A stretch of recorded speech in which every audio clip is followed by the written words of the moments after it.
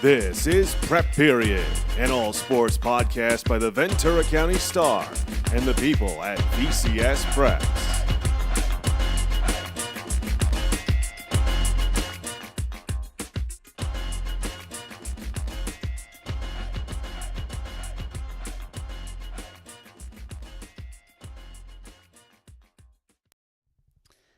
Hello and welcome to episode 19. I said it. Episode 19 of Prep Period, the Ventura County Stars. Ooh, Joe, are you talking? I can't hear you already. Not yet. There we go. Test. 1, 2. We're good. You want to redo the intro? I'm gonna redo the whole intro. You ready? All right. Okay. Wait, let me put my cup down. Hello and welcome to episode 19 of Prep Period, the Ventura County Stars all preps, all sports podcast. My name is Dominic Massimino. He is Joe Curley. Oh, I got to do it to the other way. You're to my left. He is Joe Curley.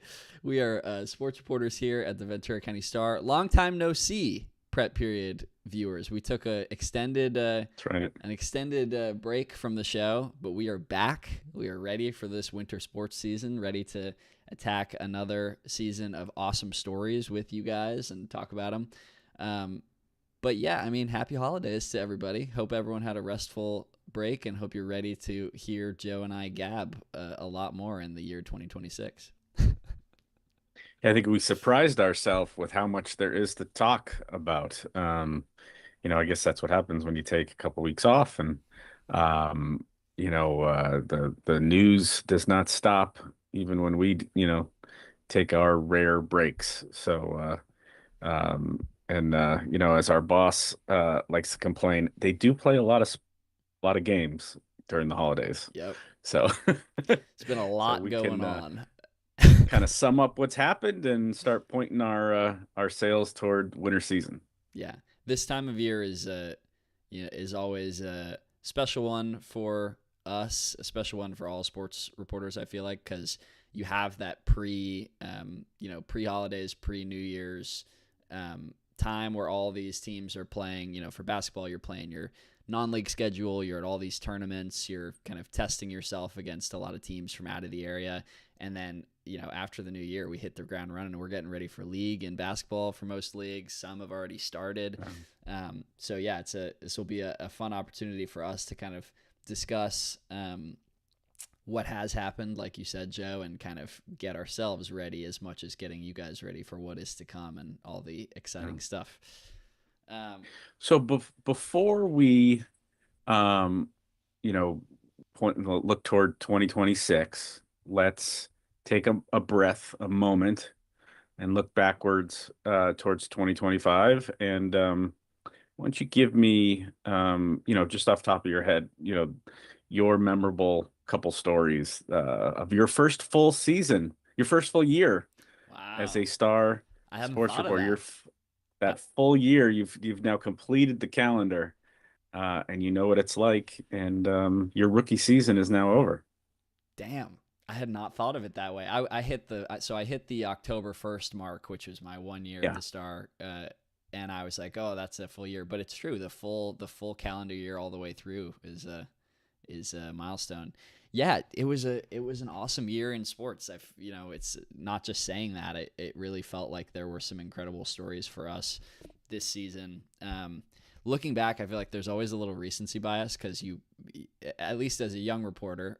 Joe, you probably don't know nothing about that, but as a young reporter, gotta get my digs off early on in the show. It happens to us old guys too. As a young reporter, you kind of feel like whatever you just wrote is your best work because you're growing, trying to get better, but yeah, there were a lot of stories, especially in this football season, that kind of jumped out. I wrote about Grace School football. The awesome Williams brothers there, Jake Williams, the running back and defensive back, and Riley Williams, the quarterback, who tragically lost their dad just before the football season started this past year. And it was part of kind of just a series of tragic events that struck that very small program. Two other parents of players this season going into the year passed away. and they go on to have one of the more magical runs of any of our high school football teams. We'll talk about that looking forward, or as we continue to look back into the past year and the crazy stories that happened. But one of those stories that just you talk to the folks involved who are like so brave to even be willing to talk to a stranger about something so personal like that, and that was an incredible story and an inspiring one, just hearing from those boys and kind of how they handled it, how the community came together around them. That was a special one. And then one I'm really proud of was this past spring, writing about Dean Barkman, the so-called blind pitcher at Royal High, who I got an email from his dad, was the way this story started. And you get a lot of emails from parents, and sometimes sometimes there's good information in there, sometimes maybe not so much. But I remember reading that email and just reading a couple words that kind of jumped off the page, caught my eye, so to speak. So learned about Dean, who had a breakout season as a pitcher for Royal, who was at the time our number one ranked baseball team this spring. He had a case of what's called strabismus, which has to do with essentially there's a disconnect between the eye and the brain, something in the ocular nerve that's like, not connecting. Since he was a kid, he had it. It led to basically near blindness in one of his eyes. And he goes on essentially using muscle memory and one eyeball to have one of the more excellent pitching seasons out there. So that was a really fun story as well. I think those are probably my two from the year that I'm most proud of. Imagine stepping in the box against a pitcher who throws like Dean and doesn't have depth perception. Yeah. Oh boy, that's Who's that's throwing advantage. heat. Yeah. I mean, we covered some amazing stuff in 2025, but probably the most memorable story I wrote was a story it's kind of an atypical story. I had been aware of London Leffler, the Newbury Park freshman, for a couple years, and as a softball star, and she kind of arrived at Newbury Park and wasn't playing softball, and I'm like, well, what's the deal? And she was playing freshman baseball. She was playing varsity basketball. She was playing. She was an all county. That I picked her to our second team all county as a freshman for flag football. Yep. So she was playing those three other sports. I knew she grew up playing soccer. So essentially, she wanted to play soccer at Newbury Park and couldn't fit it in the schedule because basketball and soccer essentially is the same time during winter season. So she essentially played 5 sports, and I have kind of an update to that story.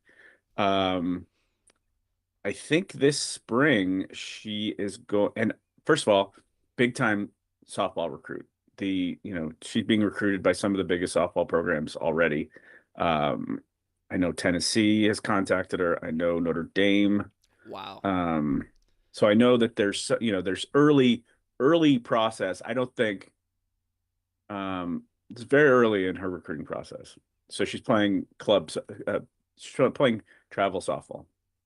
But I don't think she's going to play baseball or softball this spring. What I'm hearing is she's actually going to play track. But the question is, you don't play track, yeah. Joe. You don't play track. She's going to compete in track. And so that London is going to be someone you can cover this spring, I think, because I think she may try to do the heptathlon. Wow. So that totally tracks. That's crazy. Yeah. That's really interesting. So we'll see. It's not.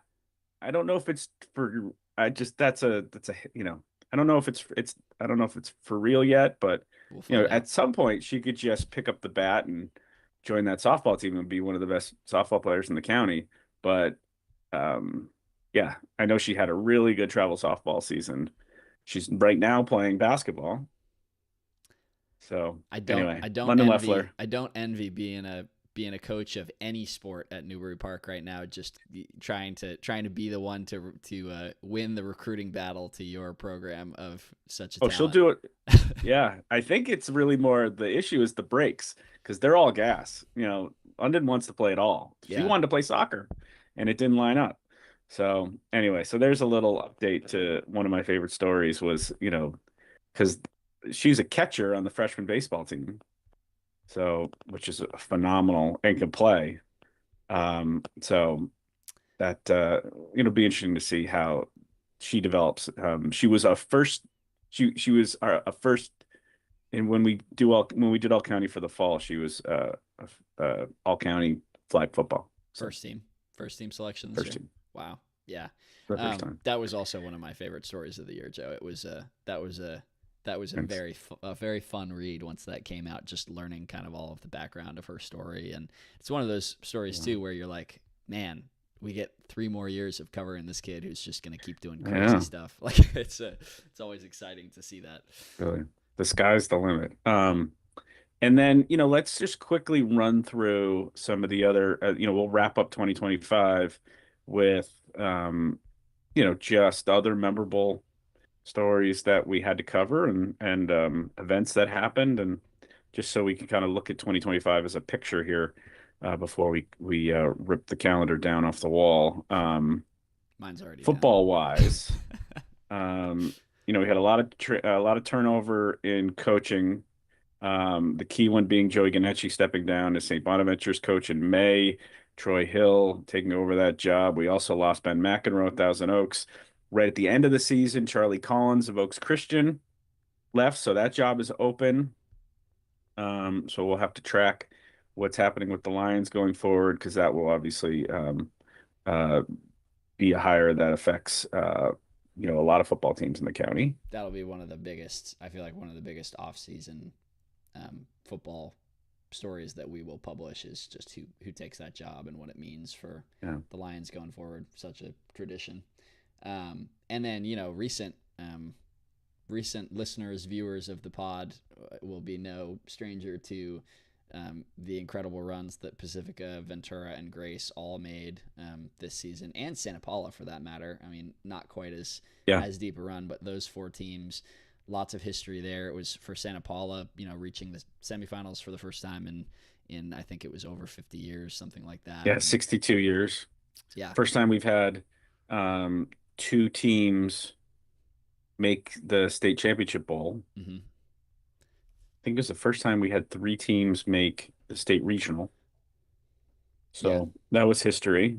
And then, we had the really interesting thing of Cameron Rising returning to Newbury Park as the offensive coordinator, 2-time Rose Bowl quarterback at Utah, and goes to help his former ball boy, Brady Smigel. That all kind of ends, on a down note. Brady Smigel, arguably, certainly the most productive high school football player in the history of Ventura County. And that's with missing his last 4 games plus postseason. Yeah. With his knee injury.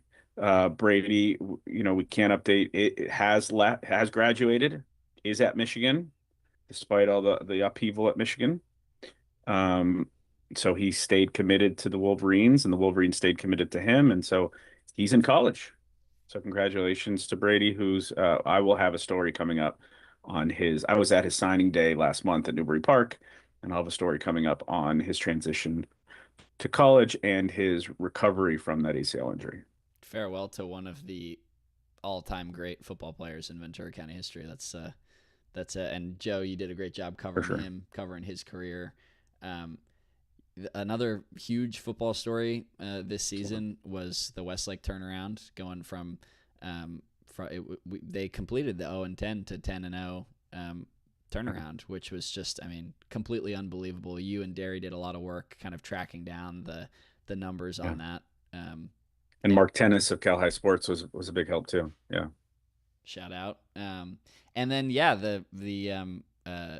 the story in the Route 126 rivalry this season, you broke that news that it would be moving to Larrabee Stadium for the first time. I covered that game, the Fillmore Santa Paula rivalry, moving to a bigger venue.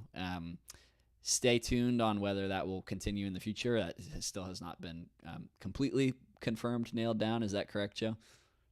What did you think well, somebody who you covered the previous game at Fillmore the previous year, right? Yep. And then you got the experience on campus, and then you got the experience at VC. And I know we mentioned not VC, Ventura High, and I know we talked about it that week, but you know, if it was up to you, what would you want to see for that rivalry going forward?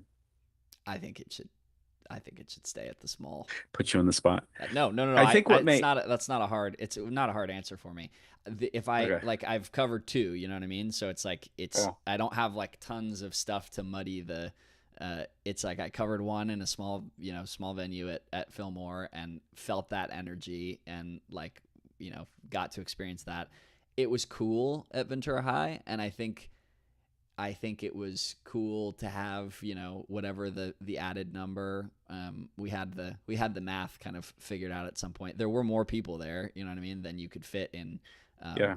at either of those venues at Santa Paula or Fillmore. But there's Yeah. something about They the accomplished what they were trying to do. Yeah. yes, but that's the thing is like, was what they were trying to do necessarily the best? I mean, they maximize the number of people who could be there. It's a community event. Like getting to watch that game is a special thing and an important thing. That's kind of the pro side.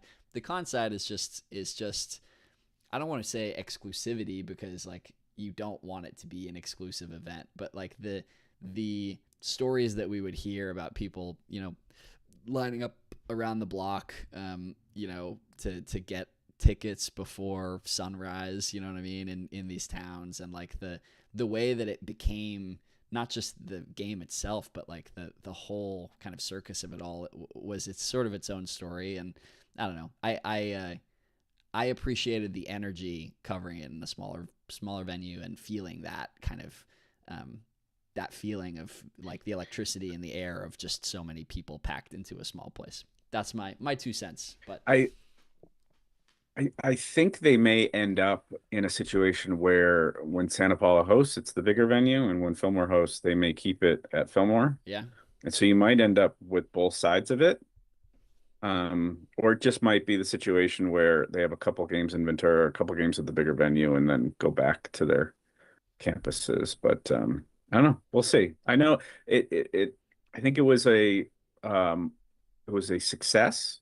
I think it worked out the way, they thought if they held it at Ventura that enough people would travel, that people that would normally not have access to the game, because it was people were offering me money for my press credential. Like people were getting shut out. They weren't being wow, able to go to the game. yeah, and And that is a so problem. it Yeah, was significant. And so, I could see both sides of it because it is extremely special. That game. So that game on their campus is extremely special. So I don't know. We'll see. It'll be something we'll watch as things develop. All right, moving on to other high school stuff. Why don't you take the next ones? yeah. What a joy. We were talking about how cool it was. I was talking about how cool it was to get my first full Yeah. calendar year. What a joy it was to get to watch Sadie Englehart's senior seasons in cross and in track. The big news was that Sadie was going to forego her senior track season, her eligibility for her senior track season as a Ventura High athlete. She still competed in high school races as a high schooler, but competed unattached. Gave her the opportunity to compete in some of these bigger races in professional fields, compete against college athletes and invitationals on the track this past spring. She breaks the high school indoor national mile record at the Milrose Games. It was a huge accomplishment for her. And she was also named the Ventura County Female Athlete of the Year alongside none other than Shane Rosenthal, the beneficiary of so many of those Yeah. Brady Smigel. Speaking of Smigel, passes. Yeah. those were our male and female athletes of the year from the Ventura County Sports Hall of Fame, which that ceremony was in early June every year. So we'll have another one in a couple months. It's a really good moment if you want to buy tickets for that and join. It's really cool to see the inductees go in and then see the future as they move on to school. I covered Channel Islands High Boys Soccer winning Division 6 down CIF Division 6 down in South Orange County, which was an awesome event. Golden goal scored in extra time and in overtime. So so we had that was one of the big highlights of the winter. We had kind of a repeat champ on the other side of the winter Yeah, there. Oak Park girls basketball goes and wins their third CIF Southern Section title in a row. Just an incredible performance by that team, led by Delaney White. This is a segue that to add something into these big high school stories that that we didn't put into the rundown. Delaney White, who was our player of the year, I believe it was either 22 or 23. It was her freshman season. Yeah. She has an incredible career at Oak Park, decides this offseason after winning her third straight CIF Southern Section title, corresponding with the departure of head coach William Burr to take the head coaching job at Harvard Westlake. Delaney White leaves, goes to Sierra Canyon, where she is playing this season. That was just the tip of the iceberg for basketball talent departing from the county or moving within the county. Another girls basketball player of the year in Mathis Dritz, Westlake High forward, super talented. She goes, leaves the county, transfers, and then our she was our 24 she player was of the the year. 24 player of the year. So after Delaney, and then Charisma Lewis, one of those top four. I mean, it's always been these past few years has been a top four players with Delaney, Mathis, Kai Stanlin at Ventura, and Charisma Lewis at Buena. She transfers from Buena within the county to Oak Park, forming a little bit of a super team we'll talk about in our little basketball roundup later in the show. But and then Charlie Adams, the stud freshman at St. Bonaventure that leads them all the way to the CIF Southern Section Championship game, he goes and transfers as well. So one of the biggest kind of talent drains from the county in one off season in quite some time in a basketball area like ours. So that was big news as well. And then you brought this up, a very busy day we had in the spring covering Hueneme High softball, St. Bonaventure High softball, and Fillmore baseball, all winning CIF titles on the same day. Kind of a glorious day down in Orange County, or Long Beach in Orange County. Marathon And that was a lot of fun. Tommy Alamillo in that amazing Fillmore comeback. Hueneme High with the great shutout victory. Really fast softball game to start that day off. And St. Bonaventure also, I think, was in extra innings as well. So those were three really dramatic games. That was a memorable day. Yeah, it was not boring. And then Camarillo's Trinity Tipton, one of our great two-sport athletes, made some history. She was athlete of the year in both girls wrestling and track and field. A phenomenal thrower of discus and shot. Really talented kid. And you covered her. So I wrote the track player of the year feature. You wrote the wrestling player of the year feature. Yeah. And we both got to chat with her a little bit about that two-sport dominance. I know we've had all county players sweep from cross and track. I can't, maybe water polo swim. Yeah, but nothing. I mean, going back like that in different sports. I can't remember one in the 30 years that we've been doing this, 35 years, whatever it is, that we've been doing all county to have a crossover like that. So that's a truly historic senior season by Trinity Tipton, who, if memory serves, is a thrower at Cal Poly right now. I believe so. Where did she end up? Yeah, I believe that was where she ended up. You had a great story on Fillmore's athletic complex, the baseball field. The Booty Sanchez. Booty Sanchez field. That was such a great story. And you get it's one of the many stories last year that showed off your versatility, because not only are you out there putting a story together, but you're taking photos.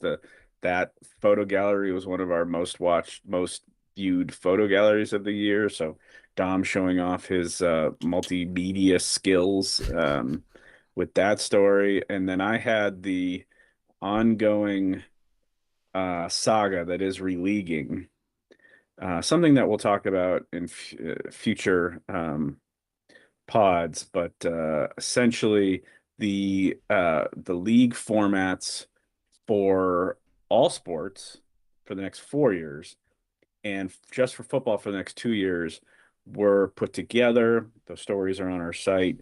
Um, Not really huge news other than um, there was kind of a debate over what to do with Del Sol, Mm. which and That's a big story too. Del Sol getting varsity sports for the first time yeah, this year. Yeah. here we go. And their boys soccer team, we'll get to that in boys soccer in the coming weeks. Their boys soccer team's playing really well.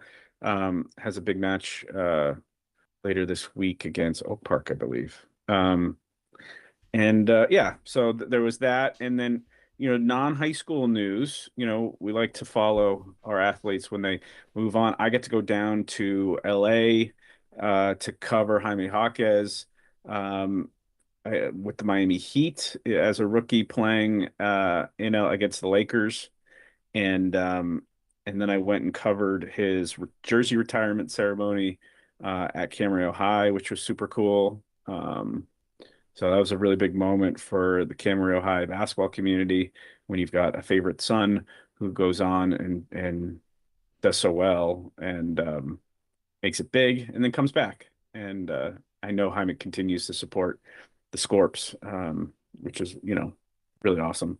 And then, he wasn't the only Akez that was making news. Not at all. Yeah. Gabriella kind of carving out her own name, following in footsteps, but carving out her own, legacy there at UCLA, helping lead, as kind of the ultimate role player on that UCLA squad, helping lead the Bruins to the Final Four, clinching an Elite Eight win over LSU with a late three I believe it was on the right wing. I'm replaying it in my mind.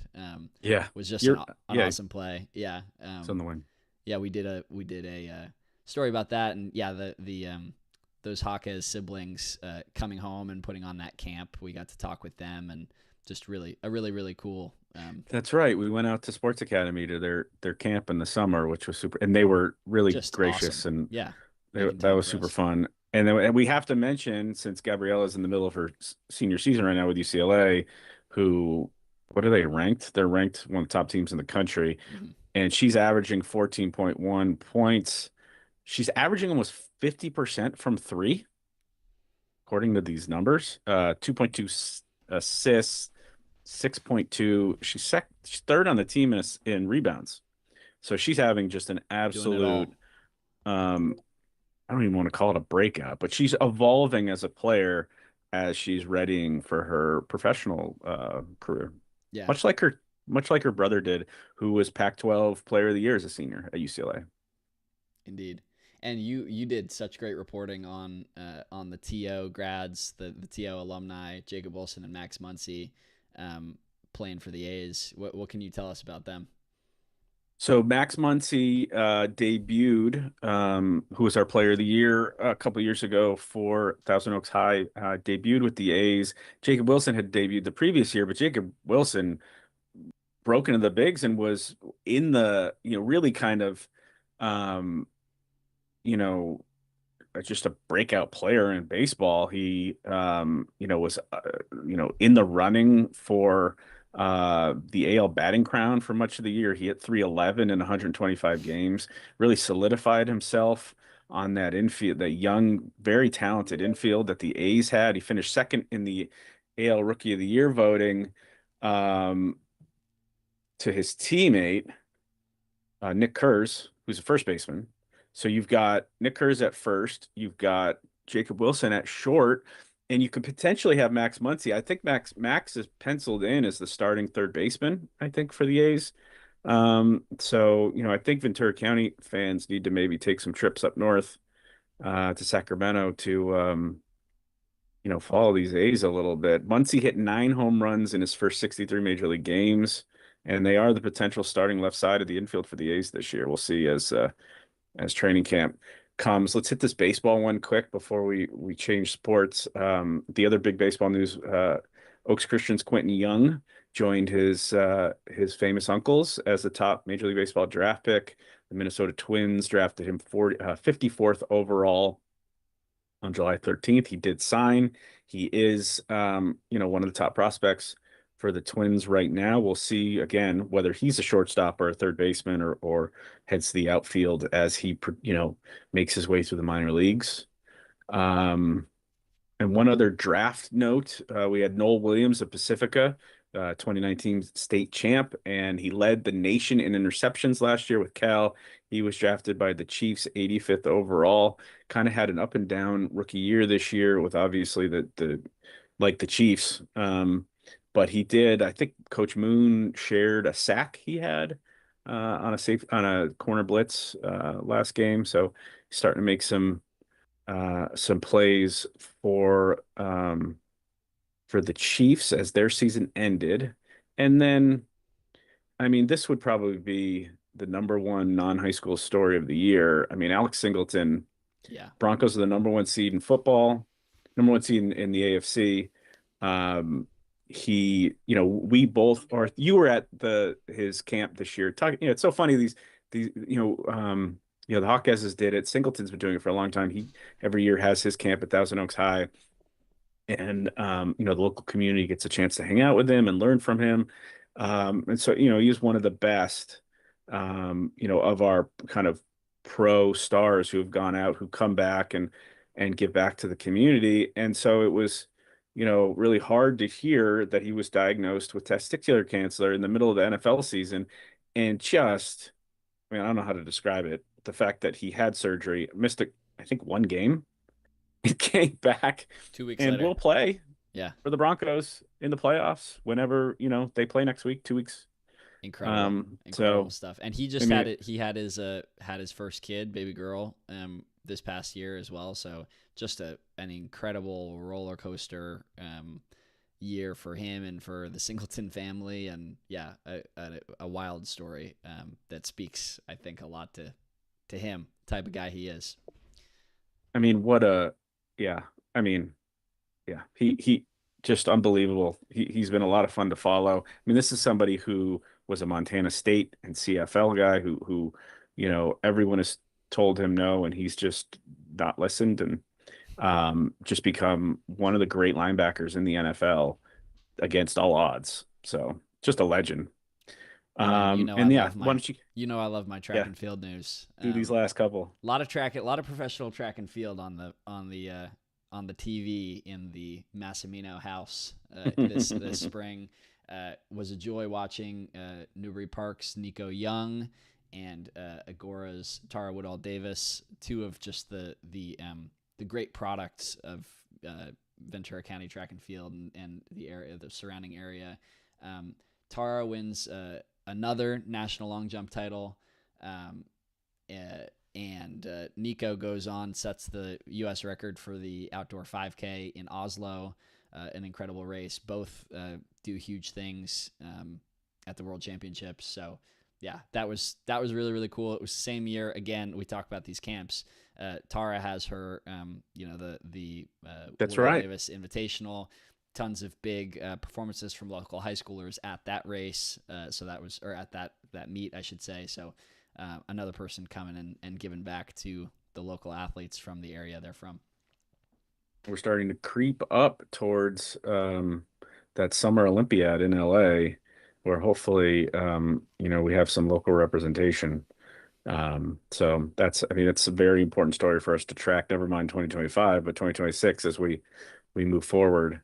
I should say, Tara has been kind of the face of American long jumping, really for both men and women, because she's been so consistently winning those medals and winning world titles. This was really the breakout year for Nico Young, cementing himself. As a pro. Yeah, not just among he had that incredible 10K run in 2024. And then he comes back and comes out this season and sets a national record in the 5K. Takes down Grant Fisher, who's been sort of the face of American distance running for a long time.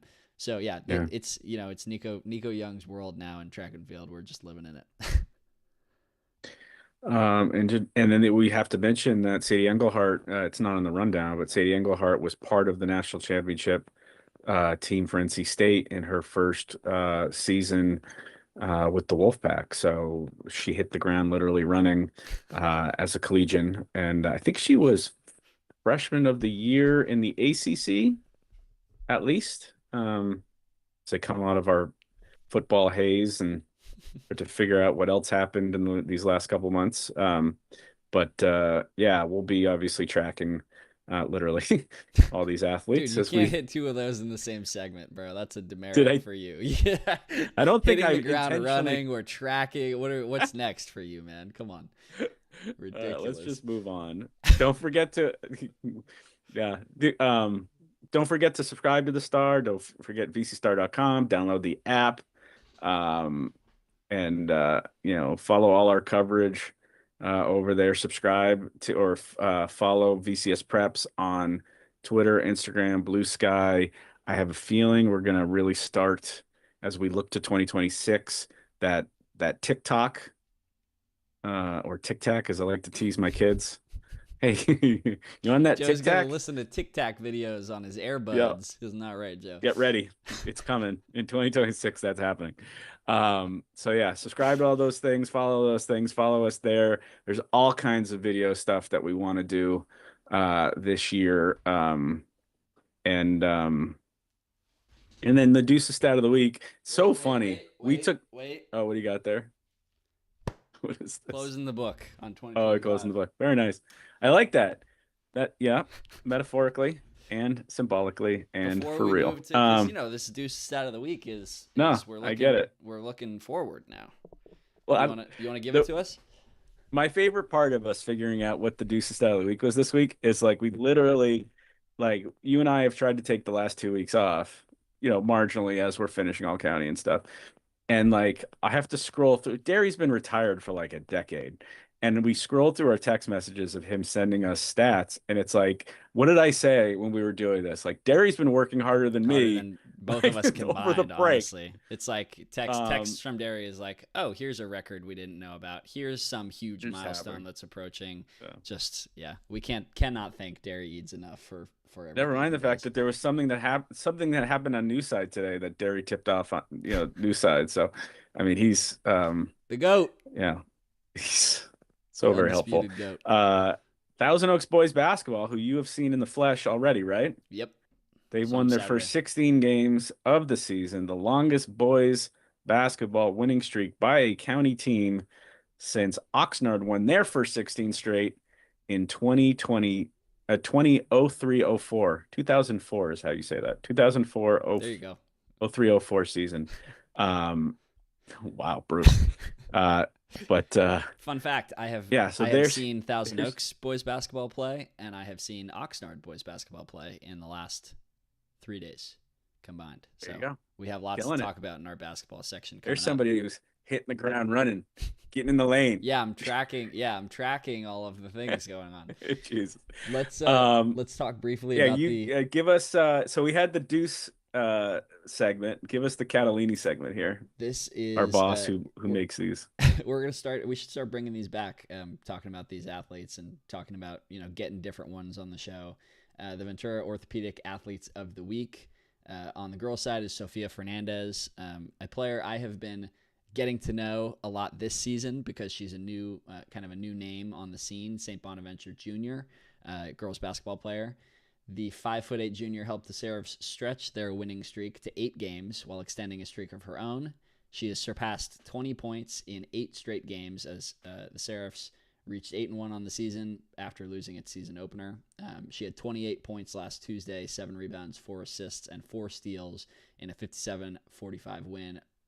That says over St. Bonaventure. We gotta fix that. Over somebody. That's tough. It was an inter squad. Yeah. Um, And she had 23 points, 6 rebounds, 4 assists, and 3 steals in an 82-32 win over Ridgeview at the Oxnard Winter Tournament.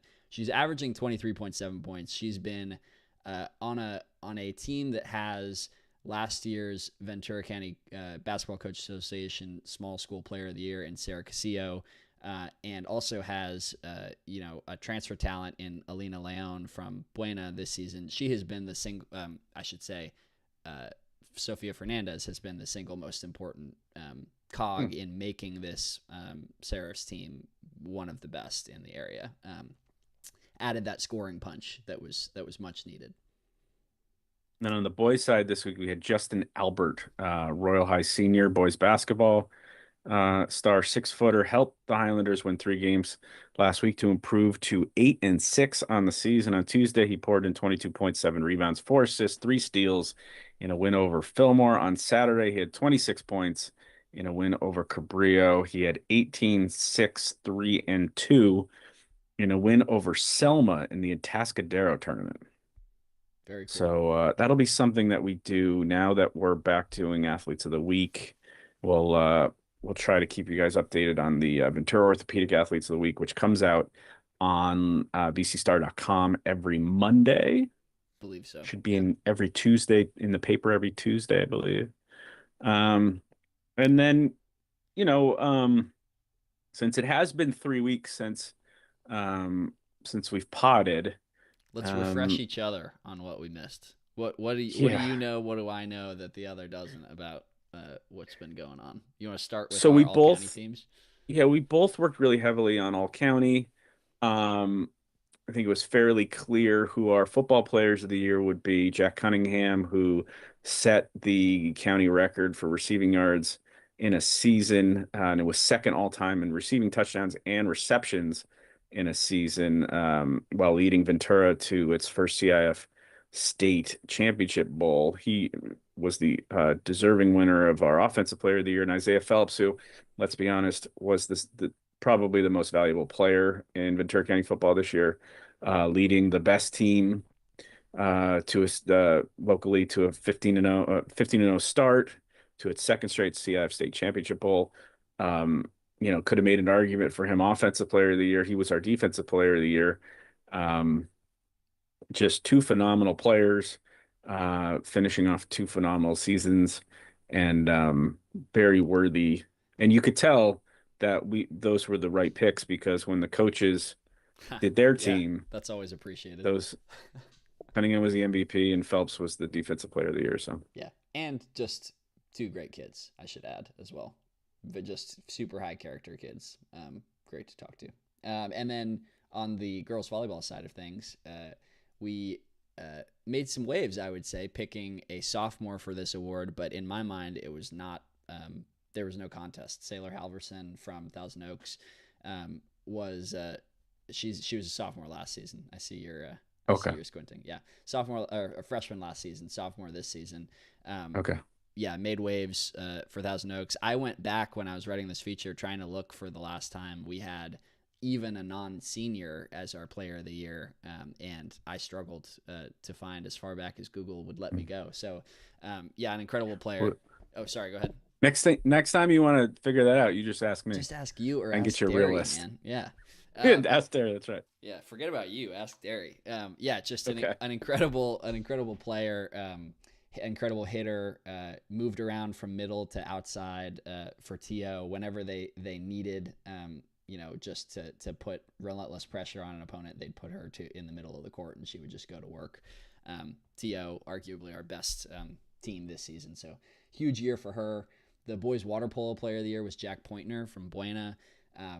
Very cool talking to him, hearing about kind of the legacy he leaves there, the latest in a long line of great water polo players for the Bulldogs, including, and some would say starting with, Nico Furneaux. One of the last player of the year features, I believe, that Lauren wrote for the Star was Nico Furneaux, who was a Canadian who came down. He stayed and lived with the Pointner family, is very close friends with Jack. They were cooking Thanksgiving dinner when Jack found out he was going to be the Stars player of the year. Full circle moment for those two. Very cool. And then our girls golf player of the year, Addison Klotch, goes from looking for a soccer scholarship, wants to be a star soccer player at the next level. She tears a ligament in her knee her freshman season in the playoffs against Oak Park, and then she just changes her whole outlook, goes on and gets a scholarship to Cal State Fullerton um, for golf. Just an incredible story with her. I love the details While playing flag football. while playing flag football and getting an all county nod from the Star. So another one of those incredible multi-sport athletes. Tell us about Ava. Ava. So flag football is now 3 seasons old in Southern California, and Ava Ortman arguably is the best player in county history, maybe the best player in regional history. You could argue she if you had records 3 years in, she'd be the record holder for total offense, for passing yards, probably for touchdowns. Um, that's what happens when you lead the Southern section in total offense as a junior and a senior. Um, it's been really fun to cover flag football these last couple of years because it's kind of like a pioneering type thing. I mean, you're talking about Ortman and Smitty and Myra Ray Smith of Camarillo and some of the other players who are going to play in college, but there's not those college teams haven't really been launched yet. So they're kind of in a holding pattern, waiting for the college kind of infrastructure to be laid out over the next year or two before they go. And, never mind the fact that, I mean, you're talking about Ortman and Smitty, these are players that if there's a WNFL soon, these are players that could play in a WNFL. Well put. Because, I mean, we've really had a lot of fun watching flag football. It's certainly entertaining. You could certainly throw that up on ESPN Plus and have a bunch of people watch it. People would watch a WNFL.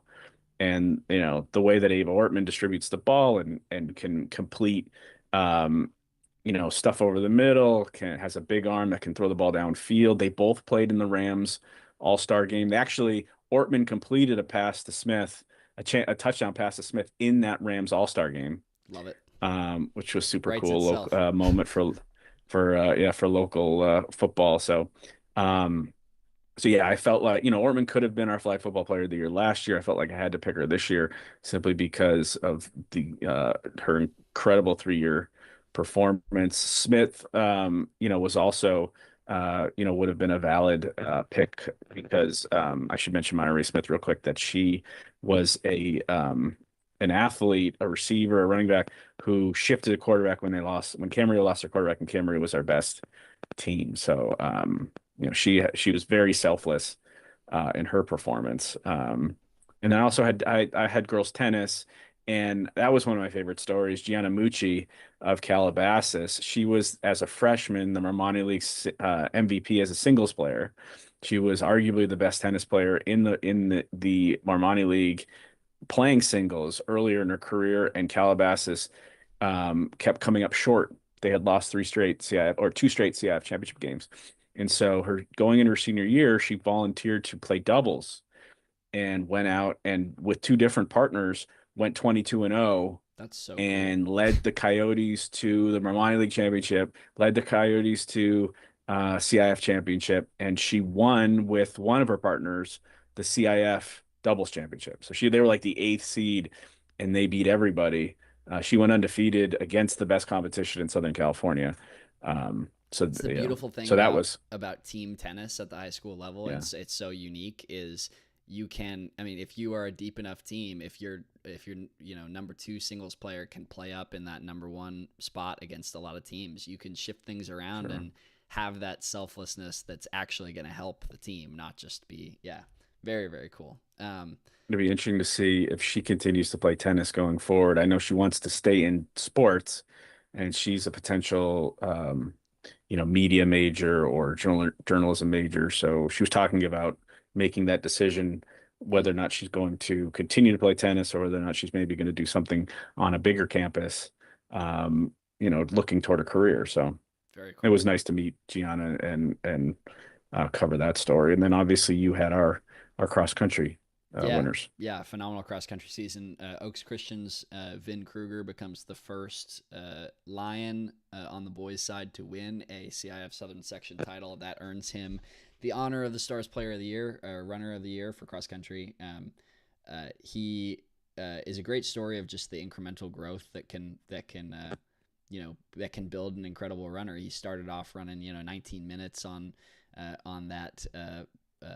Marmani League championship course as a freshman, and drops all the way down into the 14s this year. Like, seeing 5 minutes of time drop is just so incredible. And then, Alo Curtis, the story is just so, I talk about writing itself, is so clear.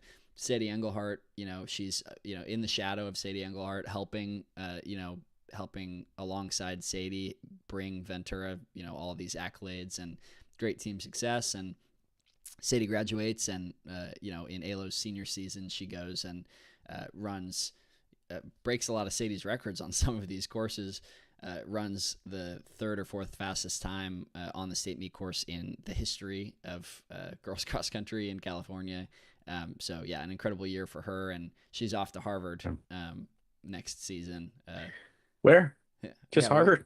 Harvard College. We got a couple Crimsons. So, all right. So let's. Oh, and then yeah, we got two more.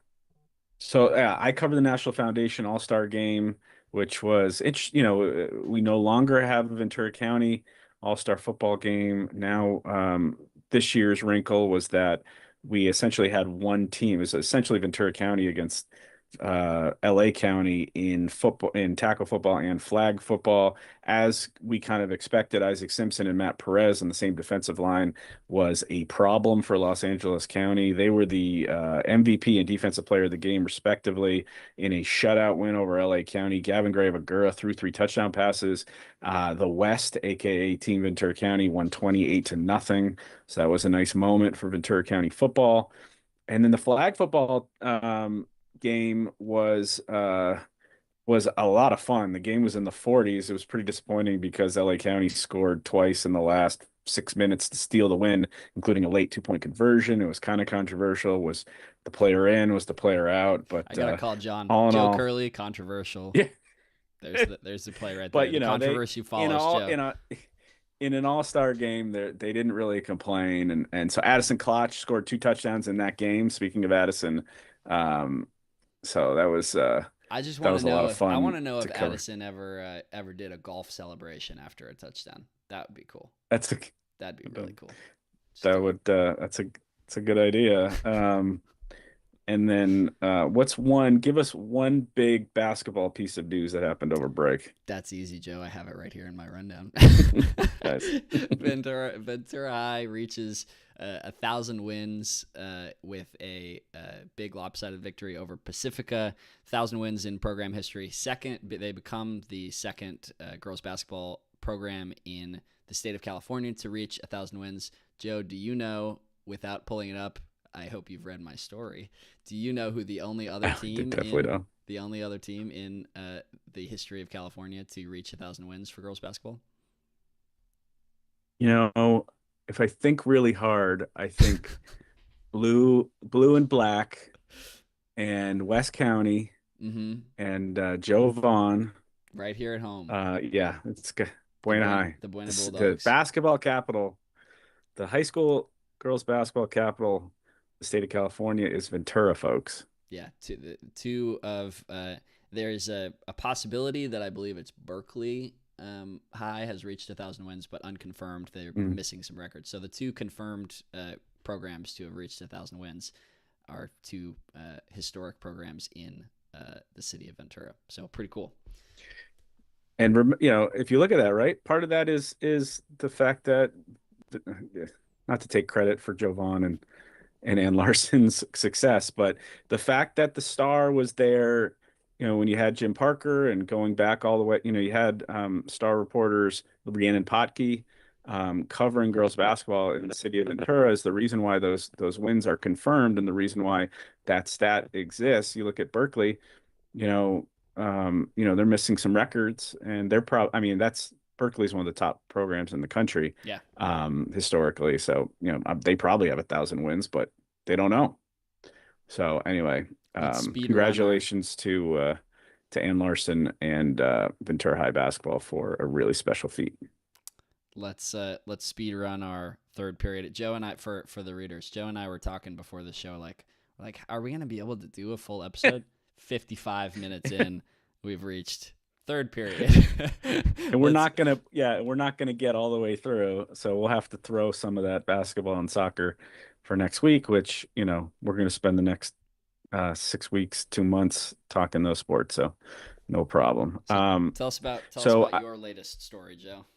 Yeah, I jumped all over a story yesterday, my first day back from vacation, when we found out that Pacifica's Mike Moon, head coach of the football team there, was awarded the Los Angeles Rams Coach of the Year award at SoFi Stadium yesterday.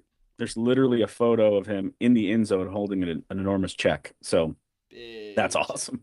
$9,500, I believe, was that goes to it the was Pacific High $9,500 donation to Pacific High football equipment, and it can't, obviously, so many schools. I think that was, in talking with Coach Moon, that was what he was really appreciative of, was obviously the program can use that money. So he was super happy about that. The other nominees for the award, Steve Bogan of Bonita, Matt Logan of Corona Centennial, Terrence Whitehead of Crenshaw, Jeff Grady of Edison, Patrick Vargas of Garfield, Ronald Coltrus of Hawkins, Raul Lara of a little program called Mater Dei, Lance Mitchell of Pasadena Muir, and Charles Burnley of San Fernando. So that was really cool. Anytime Ventura County wins a regional award, that's great for Ventura County sports.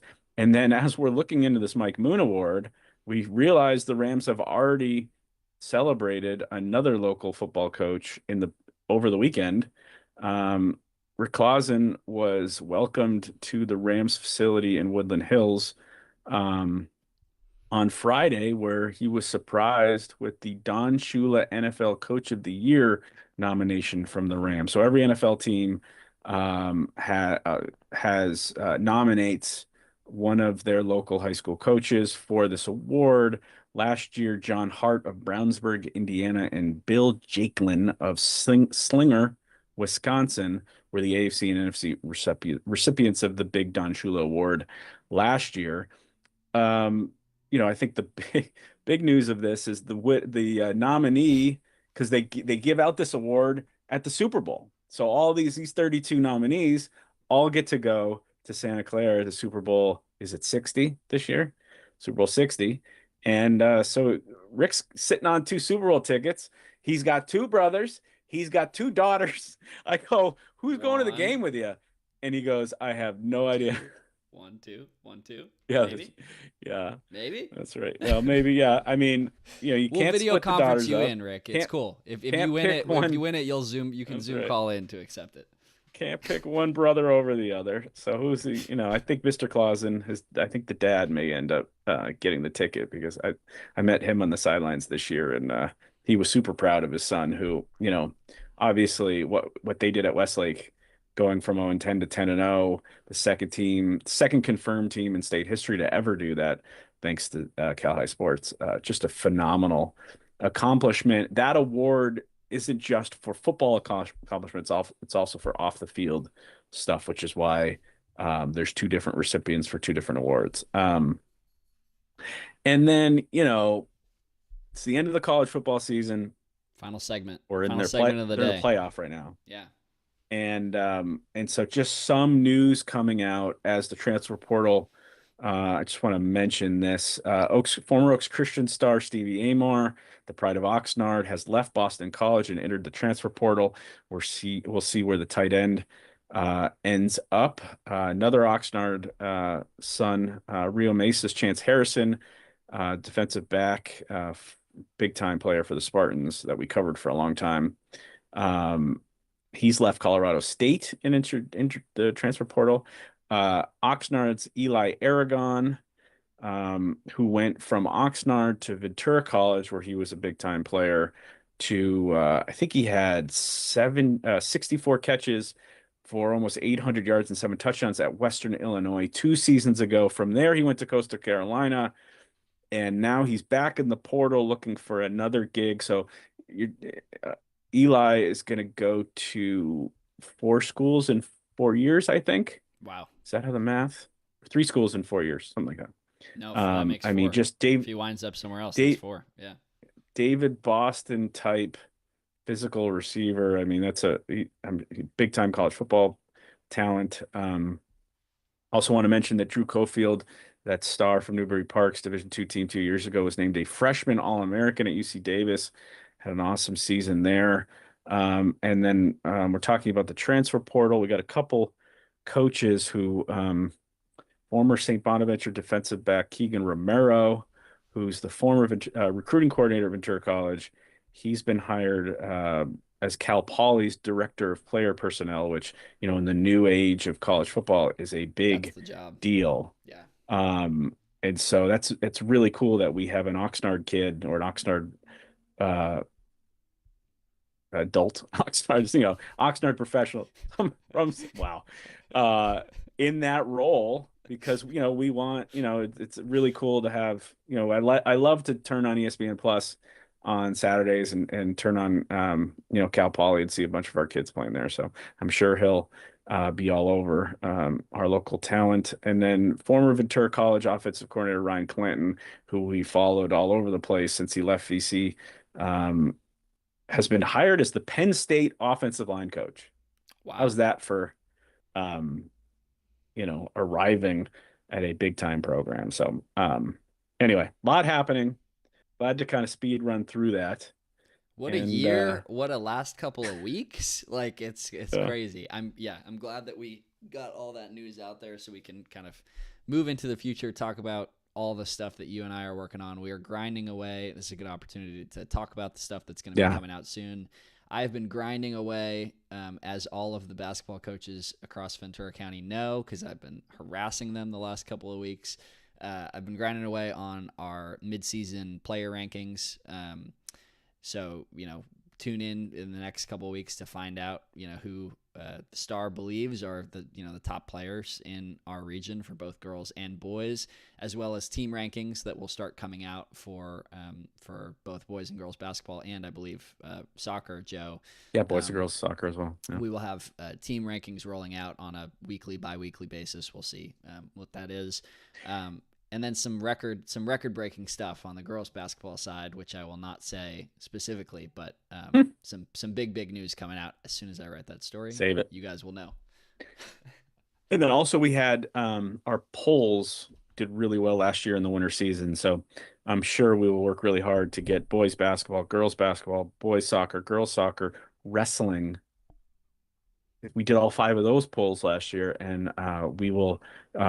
You will all have a chance to vote for your favorite candidates in the coming weeks. So VCStar.com, the Ventura County Star app, VCS Preps on social, subscribe, follow, interact, and yeah, let's go. Winter season, baby. Couldn't have put it better myself. All right, y'all. Till next time.